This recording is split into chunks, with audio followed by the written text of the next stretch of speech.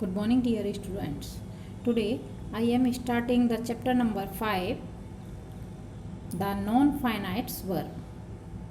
ठीक है, आज आपका चैप्टर नंबर 5 स्टार्ट होना है नॉन फाइनाइट्स वर्ब। ये नॉन फाइनाइट्स वर्ब क्या है, इसके बारे में अभी हम चैप्टर में रीड करेंगे।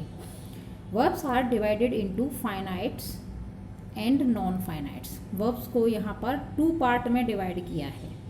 फर्स्ट है आपका finites, second non finites. Study the following, यानी कुछ सेंटेंसेस को रीड करना है, उसके बाद में आपको कुछ समझ में यहाँ पर आ जाएगा कि क्या यहाँ पर फाइनाइट्स वर्ब हैं और कौन सी नॉन फाइनाइट्स वर्ब हैं। तो the first example is here, they are walking. They are walking, वे टहल रहे हैं। आई एम वॉकिंग, अब यहाँ पर देखिए चेंज क्या है, और ये मनस इज वॉकिंग, यानी सब्जेक्ट चेंज है, बाकी का पीछे वाला यानी इसका वर्ब और हेल्पिंग वर्ब और मेन वर्ब सेम है। Are walking, am walking, is walking same है तीनों सेंटेंस में। फर्स्ट का यानी दे, इसका सब्जेक्ट चेंज है। आई का सब्जेक्ट यहाँ सेकंड में आई, और थर्ड में किसी का नाम मनस है। लेकिन पीछे का यानी इसकी वॉकिंग जो वर्ब है, मेन वर्ब सेम है, लेकिन सब्जेक्ट के अकॉर्डिंग यहाँ पर हेल्पिंग वर्ब चेंज हो गई है। दे है प्लूरल तो उसके साथ में आर आया है। आई के साथ यहाँ पर हेल्पिंग वर्ब आपकी एम आई है, और यहाँ मनस सिंगुलर नाउन है इसलिए इज आया है।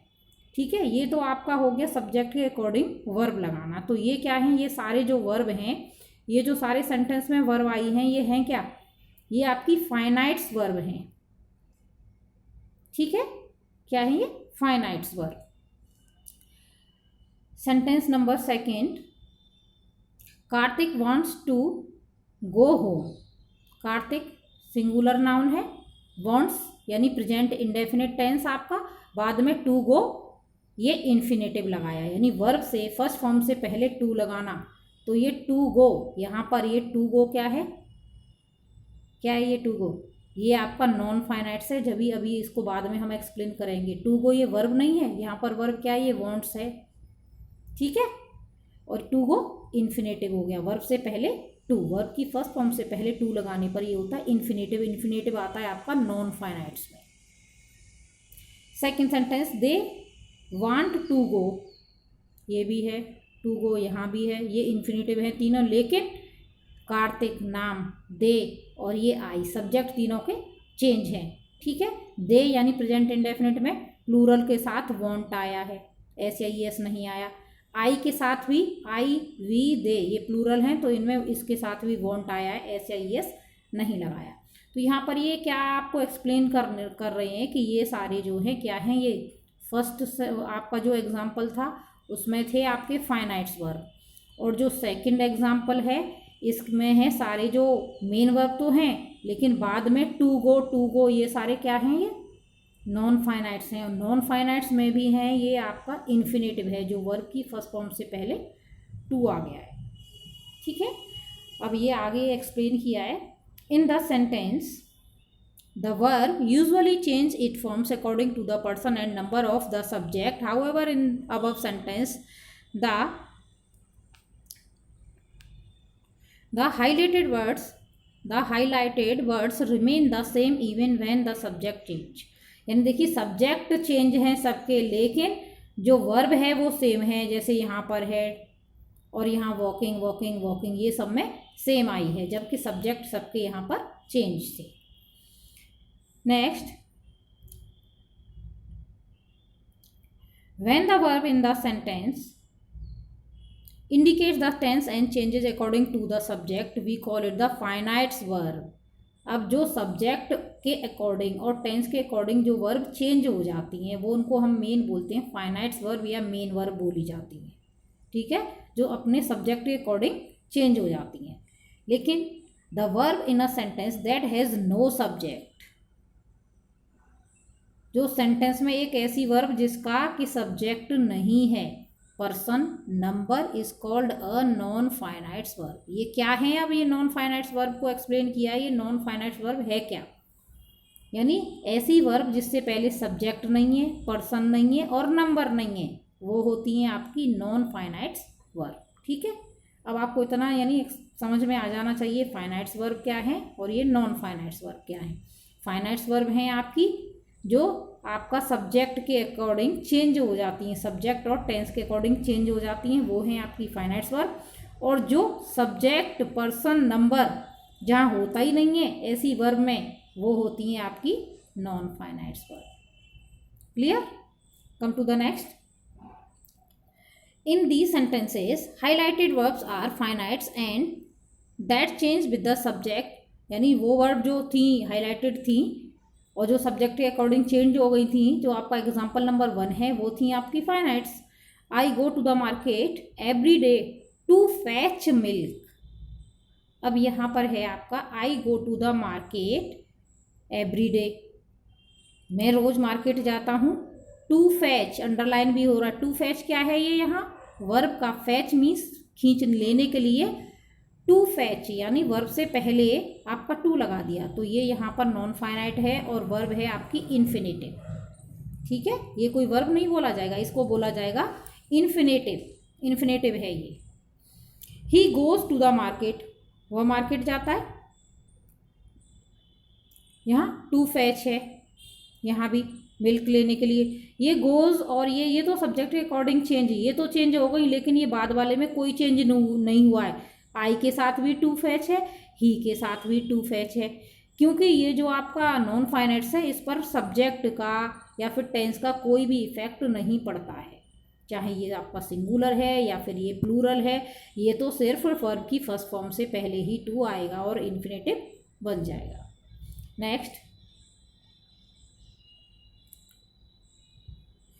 non-finites verbs are divided into 3 classes। अब जो हम पढ़ रहे हैं फाइनाइट्स वर्ब तो अभी तक आपने पढ़े ही थे, अब यहाँ पर आपको समझना है नॉन फाइनाइट्स को 3 पार्ट में डिवाइड किया है।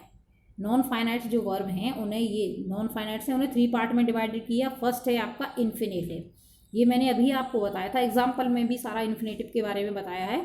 वर्ब के फर्स्ट फॉर्म से पहले जब हम टू लगाते हैं तो ये आपका इन्फिनेटिव बन जाता है, जैसे to sing, to write, to select, to eat, to go, कुछ भी हैं। किसी भी वर्ब की फर्स्ट फॉर्म से पहले जब टू आएगा तो वो बन जाएगा आपका इन्फिनेटिव। क्लियर? समझ में आ गया होगा। वर्ब का फर्स्ट फॉर्म से पहले टू लगाएंगे तो वो बन जाएगा आपका infinitive. Next, second, participle. Second type of non-finites is here participle. What is participle? Use ing in the first form of the verb.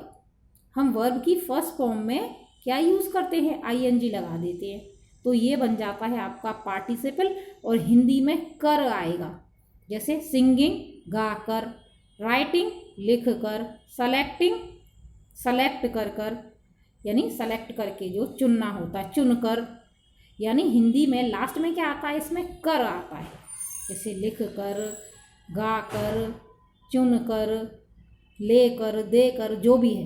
यानी आपका वर्ब की फर्स्ट फॉर्म में आईएनजी मिलाएंगे और हिंदी में अर्थ उसका निकल के आएगा मीनिंग कर। क्लियर? ये हो जाएगा आपका पार्टिसिपल।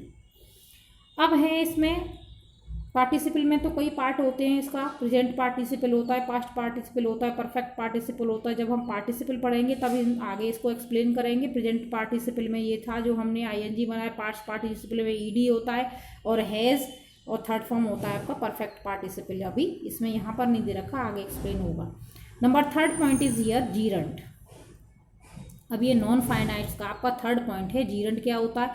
इसमें भी आईएनजी है और ऊपर पार्टिसिपल में भी आईएनजी है, लेकिन इसमें कुछ डिफरेंस है। ये भी वर्ब की फर्स्ट फॉर्म से पहले आईएनजी लगाते हैं, वर्ब की फर्स्ट फॉर्म में आईएनजी लगाया है, सिंगिंग, राइटिंग, सेलेक्टिंग, यहाँ भी। लेकिन क्या डिफरेंस है? डिफरेंस ये है, जब हम इसको हिंदी बनाएंगे तो इसमें आएगा ना, गाना, लिखना, चुनना, और वहाँ क्या आया था? कर, गा कर, लिख कर, चुन कर। ठीक है, जैसे सिंगिंग, राइटिंग, सेलेक्टिंग। जब हम सेंटेंस को ट्रांसलेट करेंगे या फिर उसका मीनिंग निकालेंगे तो यहाँ पर आता है ना हिंदी में। ठीक है, जैसे गाना, लिखना और चुनना, ये डिफरेंस आता है और यूज़ करते हैं इसको भी वर्ब की फर्स्ट फॉर्म में आईएनजी मिला के यूज़ करते हैं। अब इसके फर्स्ट पार्ट है इन्फिनेटिव, उसको डिटेल में यहाँ एक्सप्लेन किया है। इन्फिनेटिव क्या है, उसका कैसे यूज़ करेंगे। ठीक है, ये यहाँ पर अब आपको इसको पूरा डिटेल में। इसका वर्क जब मैं आपको प्रोवाइड करूँगी, इन्फिनेटिव, पार्टिसिपल, जीरंड, इनको तीनों को डिटेल में एक्सप्लेन किया गया है और उसका वर्क भी है जिससे आप आसानी से समझ पाओ। ठीक है। अब ये इन्फिनेटिव क्या है? Non final verb that is pressed by to, for example to do, to is, यही चीज़ जो अभी आपको बताई थी वर्ब की फर्स्ट फॉर्म से पहले यहाँ पर बताया है। टू राइट, टू सेलेक्ट, ये सब यही बताया है। To do, to speak, to discuss, to seek and to help, यानी वर्ब की फर्स्ट फॉर्म से पहले टू मिला के इन्फिनेटिव बनता है। आगे एक्सप्लेन नेक्स्ट वीडियो में होगा या फिर आपको PDF के थ्रू जो वर्क प्रोवाइड किया जाएगा उसके थ्रू आपको अच्छे से समझ में आ जाएगा। ओके।